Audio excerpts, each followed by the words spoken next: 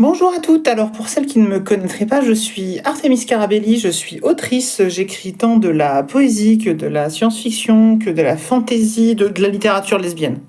C'est des trucs lesbiens, concrètement. Mon activité ne me permet pas de vivre actuellement, je vis au RSA, car comme je l'ai dit, c'est une activité littéraire. Donc j'ai d'abord écrit Perséphone, ce petit livre de SF sans prétention qui se lit assez vite et assez facilement d'ailleurs. Il n'y a pas beaucoup d'exposition d'univers, hein. C'est un univers qui se capte assez rapidement. On peut le lire et le finir en une journée ou deux si on a la motive. C'est l'histoire d'un moustachu qui se retrouve piégé dans un vaisseau de pirates lesbiennes de l'espace et qui doit empêcher la fin du monde. Voilà. De cette manière, si vous vous retrouvez vous-même dans cette situation, à l'avenir, vous ne serez pas sans armes. J'ai également publié des recueils de poésie, notamment Élixir et Venin, qui est émo, qui est un peu triste, qui parle de rupture, qui parle de dépression, qui parle de ne l'achetez pas. J'ai également écrit Cette fois j'abandonne, qui est un recueil un peu plus politique, mais un peu plus sombre aussi, des fois paradoxalement. Il parle beaucoup de résilience. On a aussi quelques poèmes érotiques, il y en a aussi dans l'autre, mais là, les poèmes érotiques de celui-là sont un peu plus... voilà. Et enfin, ma saga chouchou, ma saga préférée, en cours d'écriture. C'est une trilogie, ça s'appelle la trilogie du Loriot Rouge, dont voici le premier tome, Sans dame, que vous lisez à l'envers évidemment.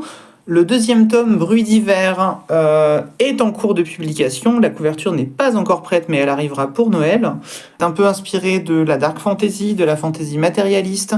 Donc il y a des intrigues politiques, il y a de la magie, il y a des créatures occultes.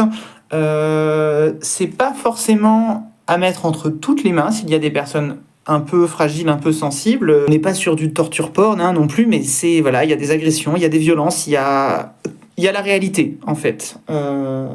Donc à ne pas non plus mettre entre toutes les mains, encore moins les miennes, car je l'ai déjà. Tous mes livres sont gratuits, en tout cas ils le seront bientôt grâce au projet de saga et de version audio que je prévois de mettre en place sur YouTube, sur TikTok, avec des extraits, des formats plus ou moins courts.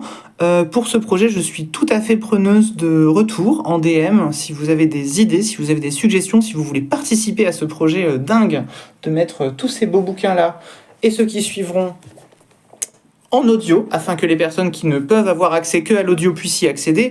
Et ça concerne aussi les personnes qui préfèrent simplement les livres audio aux livres papier. Je pense notamment à celles d'entre vous qui préfèrent écouter un livre audio pendant que vous regardez en muet les images de Public Sénat, par exemple.